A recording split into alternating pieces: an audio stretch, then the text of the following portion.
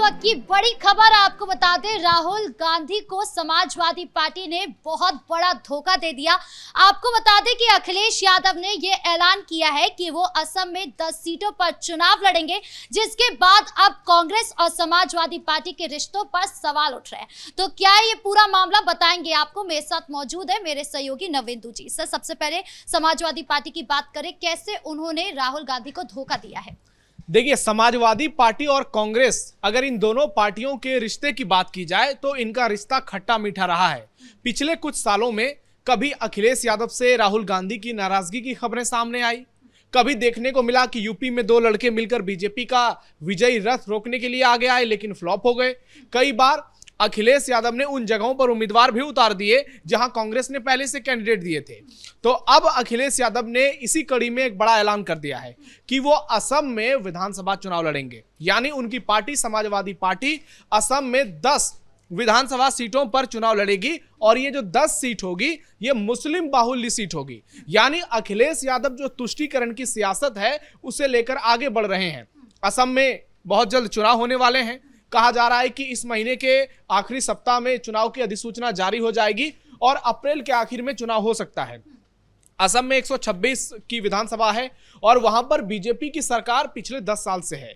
वहां पर हिमंता बिस्वा शर्मा बेहद मजबूत नजर आ रहे हैं और दूसरी ओर कांग्रेस पार्टी है जो कि गौरव गोगोई की अगुवाई में इस बार चुनावी मैदान में है। गौरव गोगोई असम प्रदेश के अध्यक्ष भी हैं, पूर्व सीएम तरुण गोगोई के बेटे भी हैं और लोकसभा में कांग्रेस गठबंधन के उप नेता भी हैं। तो ऐसे में जहां मुकाबला बीजेपी बनाम कांग्रेस है, वहां अखिलेश यादव को कांग्रेस का समर्थन करना चाहिए था, क्योंकि ये सब इंडी गठबंधन के सारी पार्टियां हैं, सारे लोग हैं। लेकिन अखिलेश यादव यहां पर इंडी गठबंधन का हिस्सा नहीं हो रहे हैं। वो इंडी गठबंधन से अलग से चुनाव लड़ने का ऐलान कर दिया है उन्होंने, और यह कांग्रेस पार्टी के लिए एक बड़ा झटका है। क्योंकि आप देखिए, असम में स्थिति ऐसी है, जो भी ओपिनियन पोल आ रहे हैं, चुनावी सर्वे आ रहे हैं, हिमंता बिस्वा शर्मा अभी यात्रा निकाल रहे हैं, जिस तरीके से असम की राजनीति नजर आ रही है, लग रहा है कि वहां पहली बार बीजेपी जीत की हैट्रिक लगाएगी। और असम चुनाव में बीजेपी की जीत साफ साफ नजर आ रही है। उसके कई कारण हैं। हिमंता बिस्वा शर्मा का काम, उनका बुलडोजर एक्शन और घुसपैठियों के खिलाफ जिस तरीके से वो ताबड़तोड़ कार्रवाई कर रहे हैं। आप असम की राजनीति को इस तरह से समझिए कि वहां 35% के आसपास मुसलमानों की आबादी है और हिंदू केवल 65% हैं। इसके बावजूद हिमंता बिस्वा शर्मा दावा कर रहे हैं कि इस बार हमारी सरकार बनेगी और वो इतने कॉन्फिडेंट हैं कि कह रहे हैं कि कई मुस्लिम बाहुल्य सीटों पर तो हम उम्मीदवार ही नहीं उतारेंगे। और बीजेपी की लहर चल रही है, आंधी चल रही है, कोई कह रहा है कि सुनामी चल रही है। तो उस आंधी सुनामी के बीच में क्या समाजवादी पार्टी टिक पाएगी? क्योंकि ये कोई पहला मौका नहीं होगा जब अखिलेश यादव या उनकी पार्टी दूसरे प्रदेश में जाकर चुनाव लड़ेगी। अभी बिहार में विधानसभा चुनाव हुआ, अखिलेश चुनाव नहीं लड़े, लेकिन उन्होंने आरजेडी का समर्थन किया, खुलकर प्रचार किया और आपने देखा क्या नतीजे आए। 25 सीटों पर आरजेडी सिमट गई। लेकिन यहां एक और सवाल उठता है, राहुल गांधी के खिलाफ तो आप कैंडिडेट उतार देते हैं, लेकिन तेजस्वी यादव के खिलाफ क्यों नहीं उतारते हैं?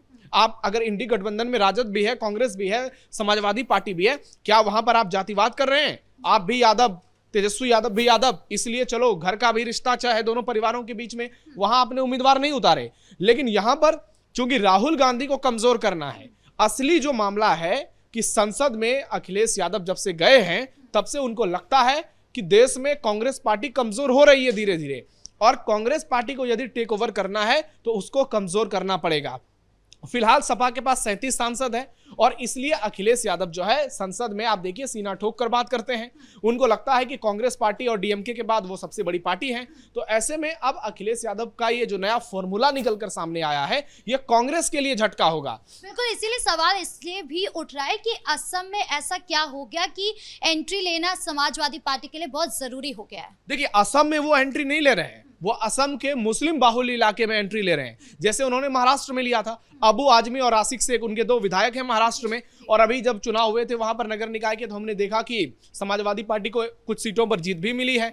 उसके अलावा 2007 चुनाव की बात की जाए, 2003 या 7 के चुनाव में मध्य प्रदेश में समाजवादी पार्टी 7 सीट पर चुनाव जीती थी।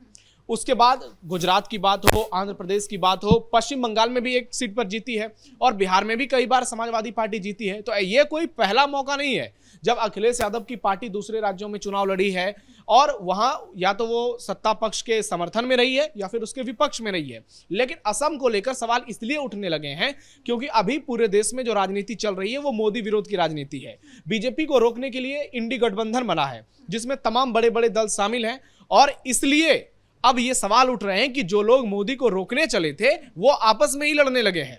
अभी आप देखिएगा कि इसके बाद पश्चिम बंगाल में चुनाव होने हैं या असम और पश्चिम बंगाल में एक साथ चुनाव होंगे, लेकिन अखिलेश यादव ने पश्चिम बंगाल को लेकर अब तक कोई ऐलान नहीं किया है। ममता बनर्जी के लिए वो तारीफ करते हैं, उनकी जमकर तारीफ करते हैं, उनके तारीफ में कसीदे पढ़ते हैं और कहते हैं पूरे देश में अगर नरेंद्र मोदी से कोई लड़ सकता है तो वो ममता बनर्जी लड़ सकती है। यानी एक राज्य में आप चुनाव लड़ रहे हैं लेकिन उसी के बगल वाले राज्य में जो कि उसका पड़ोसी राज्य है उसमें आप चुनाव नहीं लड़ रहे हैं। वहां पर क्योंकि ममता बनर्जी ने पहले ही कह दिया है कि कांग्रेस को घुसने नहीं देंगे वहां इंडी गठबंधन में, कोई इंडी गठबंधन बंगाल में नहीं है। वहां ममता बनर्जी अकेली चुनाव लड़ेंगी क्योंकि उनको मालूम है अगर कांग्रेस को एक बार स्पेस दिया, इनके 2-4 विधायक जीते, इनका थोड़ा वोट परसेंटेज बढ़ेगा तो आने वाले समय में ये हमें खाएंगे राजनीतिक तौर पर। लेकिन असम में आप देखिए कांग्रेस पार्टी की स्थिति बहुत खराब है। पश्चिम बंगाल में तो मुकाबला बीजेपी बनाम टीएमसी है सीधे तौर पर, कहीं कोई थर्ड फ्रंट नहीं है। भले ही बात हुमायूं कबीर की हो रही है, ओवैसी की गठबंधन की हो रही है, लेकिन फैसला बीजेपी बनाम टीएमसी में होना है। लेकिन असम की कहानी थोड़ी अलग है, वहां बीजेपी बहुत मजबूत है। बंगाल में टीएमसी इस बार हर बार की तरह मजबूत नहीं है, लेकिन असम में बीजेपी बहुत मजबूत है और सारे सर्वे, सारे ओपिनियन पोल हिमंता विश्व शर्मा के पक्ष में नजर आ रहे हैं। तो कांग्रेस वहां पहले से कमजोर है और कांग्रेस को और कमजोर करने के लिए अखिलेश यादव ऐसे फैसले ले रहे हैं। तो इससे आने वाले समय में फिर इसका इंपैक्ट 2027 चुनाव पर पड़ेगा जो उत्तर प्रदेश का विधानसभा चुनाव होगा और वहां पर अखिलेश यादव और राहुल गांधी क्या साथ आएंगे ये एक बड़ा सवाल होगा, क्योंकि यहां से अगर दोनों के रिश्ते और खराब होते हैं तो उसके बाद कम संभावनाएं बच जाएंगी। क्योंकि दूसरी ओर मायावती भी हैं, वो भी इस बार यूपी में उठ गई हैं और वो कह रही हैं कि इस बार सारे सीटों पर अकेले विधानसभा चुनाव लड़ेंगे। बिल्कुल 15 तारीख को उनका शक्ति प्रदर्शन भी होने वाला है और इसीलिए सवाल भी उठ रहा है कि क्या अभी बसपा भी अपनी तैयारी कर रही है। देखिए बसपा तैयारी कर रही है, बसपा तैयारी करेगी भी, लेकिन असली सवाल यही है कि अगर अखिलेश यादव असम में चुनाव जैसा कि उन्होंने ऐलान कर भी दिया है तो इसका खामियाजा उन्हें 2027 में भुगतना पड़ेगा। कांग्रेस बहुत बड़ी पार्टी उत्तर प्रदेश में आज के दौर में नहीं है, उसका वोट परसेंटेज भी बहुत सीमित है। हालांकि 6 सांसद हैं लेकिन वो समाजवादी पार्टी की कृपा से आए हैं और कांग्रेस का एक छोटा सा तबका है वोट बैंक का जो कि सपा के साथ जुड़ा है, लेकिन वो कोई इतना व्यापक नहीं है कि वो यूपी की राजनीति को पलट देगा।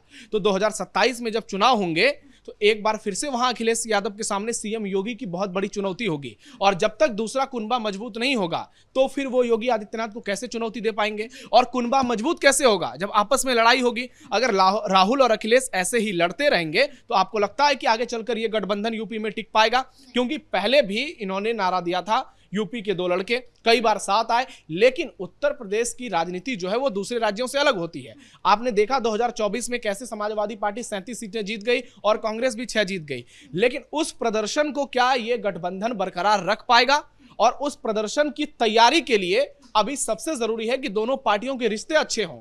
अभी दोनों पार्टियों के संबंध सबसे बुरे दौर में जा चुके हैं और आप देखिए कि अखिलेश यादव अगर असम के मुस्लिम बाहुल इलाके में जाकर चुनाव लड़ने की बात कर रहे हैं तो वहां तो कांग्रेस पार्टी जो कि मुसलमानों के सबसे बड़े मसीहा के तौर पर खुद को पेश करती है और असम का डेमोग्राफी चेंज एक बहुत बड़ा मुद्दा बना हुआ है।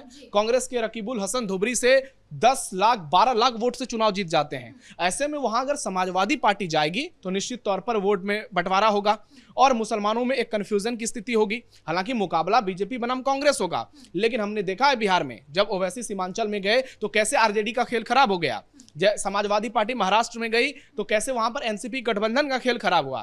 तो ऐसे ही अगर असम में समाजवादी पार्टी अभी तो 10 का ऐलान हुआ है, हो सकता है आगे चलकर वो 20 का कर दें, तो ऐसे में कांग्रेस पार्टी की नैया डूबती हुई नजर आ रही है और यूपी में सपा की और आने वाले समय में दोनों पार्टियों की। और इसका सर अगर दोनों पार्टियों के रिश्तों में सेंध लगती है तो क्या इसका फायदा सीधे सीधे अखिलेश यादव सीएम योगी को होता है? निश्चित तौर पर इसका फायदा योगी आदित्यनाथ को होगा क्योंकि पहले से ही वो मजबूत है। उनका एक अपना चेहरा, हिंदुत्व की छवि, उत्तर प्रदेश में बुलडोजर एक्शन, एनकाउंटर की पॉलिसी और कानून व्यवस्था जो पुख्ता हुई है वो तो योगी आदित्यनाथ को बहुत आगे लेके जा चुकी है। और उसके अलावा अब तो विदेशों में भी योगी का डंका बजने लगा है।